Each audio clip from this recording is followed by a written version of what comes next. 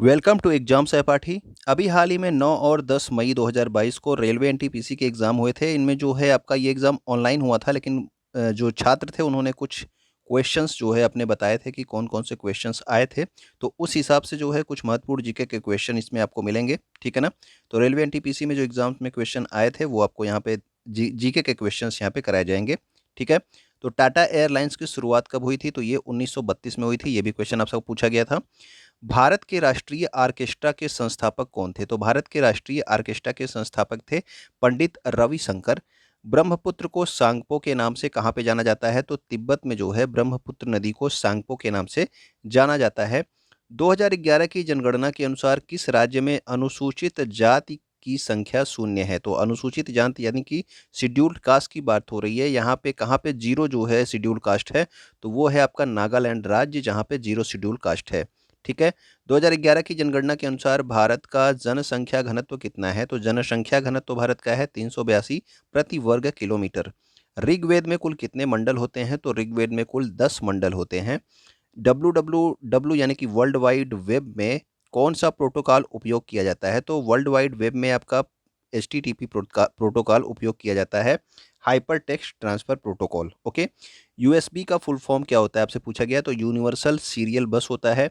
FTP जो है ये फाइल ट्रांसफर के उपयोग में आती है। एफटीपी का फुल फॉर्म है फाइल ट्रांसफर प्रोटोकॉल, ठीक है।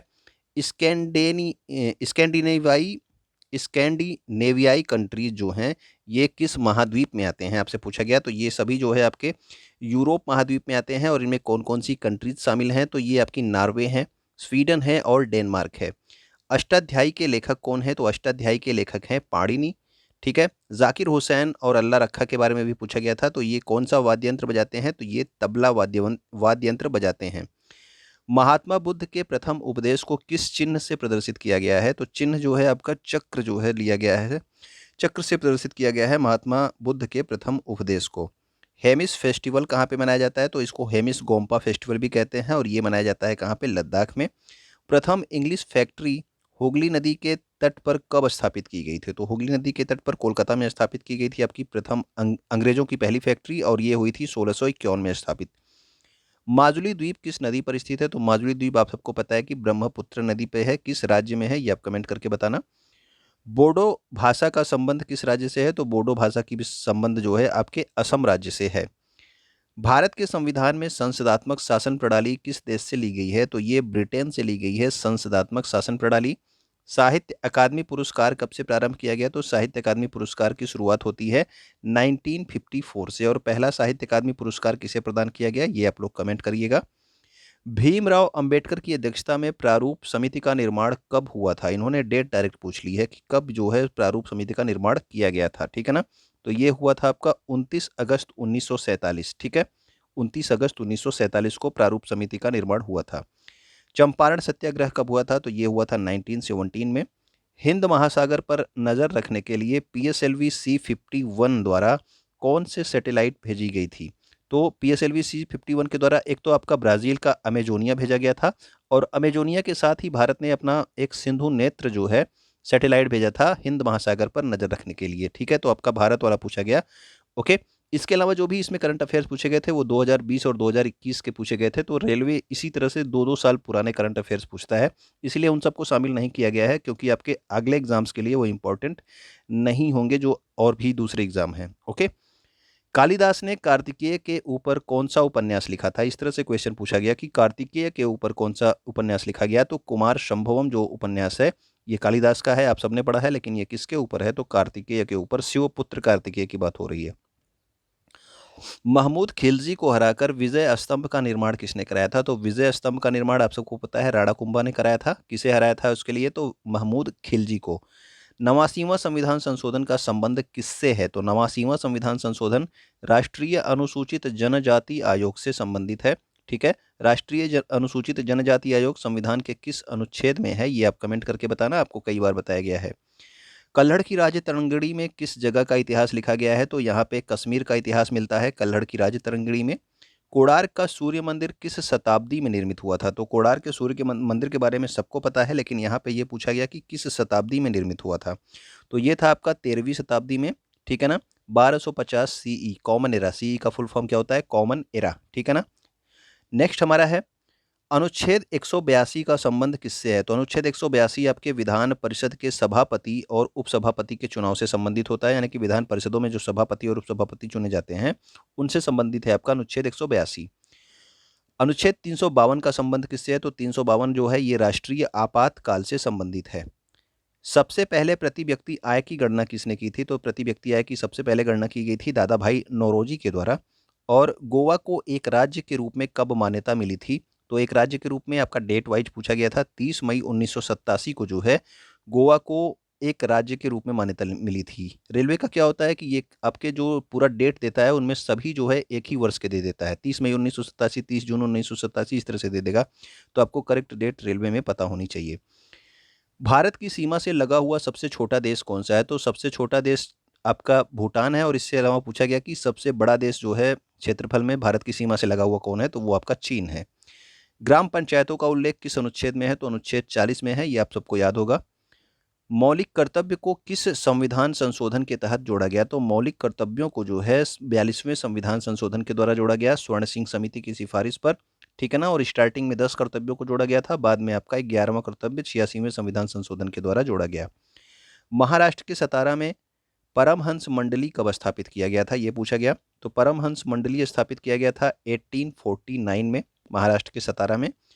विश्व व्यापार संगठन की जो अध्यक्ष हैं जिनका नाम है नागोजी ओंकजा एविएला, ये किस देश से संबंधित हैं? ये पूछा गया। तो ये है आपकी नाइजीरिया से संबंधित। गोल्डन पिकॉक पर्यावरण पुरस्कार 2021 किसे प्रदान किया गया? तो गोल्डन पिकॉक पर्यावरण पुरस्कार steel authority of India limited यानी कि सेल को जो है प्रदान किया गया। टिहरी बांध भागीरथी नदी पर किस राज्य में स्थित है? तो टिहरी बांध जो है कहाँ पे है? उत्तराखंड राज्य में स्थित है। और किस नदी पर है? तो ये भागीरथी नदी पर है। अटल सुरंग किसको जो है किससे जोड़ती है? तो अटल सुरंग जो है मनाली को लेह से जोड़ती है। इसके अलावा आप लोग ये बताइएगा कमेंट करके तो जोजिला किसको किससे जोड़ती है, ठीक है। गांधी इरविन समझौता कब हुआ था? तो ये हुआ था 5 मार्च 1931 को। भारत में सबसे ज़्यादा काली मिट्टी किस क्षेत्र में पाई जाती है? तो काली मिट्टी पाई जाती है आपके दक्कन के पठार क्षेत्र में, ठीक है ना। काली मिट्टी को और किस नाम से जाना जाता है? अगर आपको याद हो तो आप कमेंट करेंगे। जिला न्यायालय के जज की नियुक्ति कौन करता है? तो जिला न्यायालयों में जो जज होते हैं उनकी नियुक्ति राज्य का राज्यपाल करता है, ठीक है। लाल किले को यूनेस्को की सूची में कब जोड़ा गया था? तो लाल किला यूनेस्को की सूची में जोड़ा गया था 2007 में। उत्तर मध्य सांस्कृतिक केंद्र प्रयागराज में कब बना था? इस तरह के क्वेश्चन आपके पूछे गए हैं कि उत्तर मध्य सांस्कृतिक केंद्र प्रयागराज में कब बना था? तो 1986 में ये बनाया गया था। महात्मा गांधी ने नमक कानून तोड़ने के लिए क्या शुरू किया था? तो नमक कानून को तोड़ने के लिए दांडी यात्रा प्रारंभ की गई थी महात्मा गांधी के द्वारा। चोल साम्राज्य में मंदिरों को दान दी जाने वाली भूमि को क्या कहा जाता है? तो इसे कहा जाता है ब्रह्मदेय। ओके। गरीबी रेखा का आकलन सबसे पहले किसने किया था? तो गरीबी रेखा का आकलन सबसे पहले किया गया था मौली औशनकी के द्वारा, ठीक है। तो मौली औशनकी ने सबसे पहले गरीबी रेखा का आकलन किया था। एमआरटीपी एक्ट किस वर्ष लागू हुआ? तो ये सब जो है थोड़े अजीब टाइप के क्वेश्चन आपसे पूछे थे, ठीक है ना, क्योंकि जो है इसमें काफ़ी लेवल हाई के क्वेश्चन पूछे गए थे। सेकंड लेवल था ये। तो एमआरटीपी एक्ट लॉन्च हुआ था 1969 में। एमआरटीपी का फुल फॉर्म क्या है? तो monopolies and restrictive trade practices. FRBMA के फुल फॉर्म आपसे पूछा गया था। तो इसका फुल फॉर्म होता है physical responsibility and budget management act. और ये कब आया था? 2003 में आया था। टोक्यो पैरालंपिक खेलों में 2 स्वर्ण पदक किसने जीता? तो पैरालंपिक्स में आपके 2 स्वर्ण जीता था किसने? अवनी लेखरा ने जीता था। किस तत्व का परमाणु क्रमांक 30 है? तो यहाँ पे कुछ साइंस के भी क्वेश्चन हैं। साइंस के कम क्वेश्चन पूछे जा रहे हैं, लेकिन फिर भी आपके जो क्वेश्चन थे आप यहाँ पे देखिए। तो परमाणु क्रमांक 30 किसका होता है? जिंक का। अधिकतर जो है आपके एग्जाम में 30 तक के परमाणु क्रमांक आपसे पूछ लिए जाते हैं। तो कोई भी एग्जाम की तैयारी आप कर रहे हो 30 तक आप परमाणु क्रमांक याद रखा कीजिए। आवेश का इसाई मात्रक क्या होता है? तो आवेश का इसाई मात्रक आपका कूलम्ब होता है।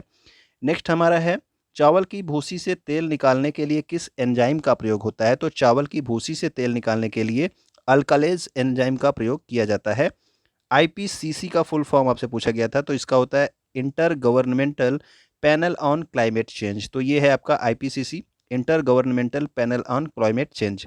हेपेटाइटिस ए किस रोग की वजह से होता है? हेपेटाइटिस ए रोग जो है किसकी वजह से होता है? सॉरी। तो ये आपके वायरस की वजह से होता है। और इससे क्या प्रभावित होता है? कुछ बच्चे कह रहे थे क्या प्रभावित होता है, ये पूछा गया। तो लीवर प्रभावित होता है, ये भी याद रखना। आयरन किस ब्लॉक का तत्व है? तो आयरन जो है ये डी ब्लॉक का तत्व है। ठीक है, आयरन की परमाणु क्रमांक क्या होता है? अगर आपको याद हो तो आप कमेंट करके बताएंगे। राइजोबियम किस पौधों की जड़ों में पाया जाता है? तो राइजोबियम जो है ये दलहन जो पौधे होते हैं उनकी जड़ों में पाया जाता है। ठीक है ना। विटामिन सी का स्रोत आपसे पूछा गया, तो खट्टे फल जो है विटामिन सी का स्रोत होते हैं। ऊर्ध्वपातन प्रक्रिया क्या होती है? तो यानी कि ठोस से जब डायरेक्ट गैस में कोई चीज़ परिवर्तित हो जाती है, जैसे आप कपूर जलाते हो, जलाते ही क्या होता है, वो गैस की तरह उड़ जाती है उसका धुआं। ठीक है, तो ये आपका क्या है, ठोस से गैस में जो डायरेक्ट परिवर्तन होता है ये आपके ऊर्ध्वपातन प्रक्रिया होती है। आनुवांशिकी के पिता किसे कहा जाता है? तो ग्रेगर मेंडल को कहते हैं।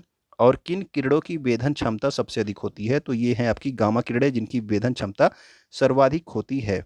ओके, तो ये महत्वपूर्ण आपके क्वेश्चंस थे जीके के, जो कि आपके एनटीपीसी एग्जाम में पूछे गए थे।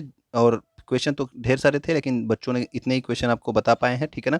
तो उम्मीद करता हूँ कि ये सब चीज़ें आपको अच्छी लगी होंगी। इसी तरह से आप अपनी तैयारी करते रहिए। वीडियो देखने के लिए आप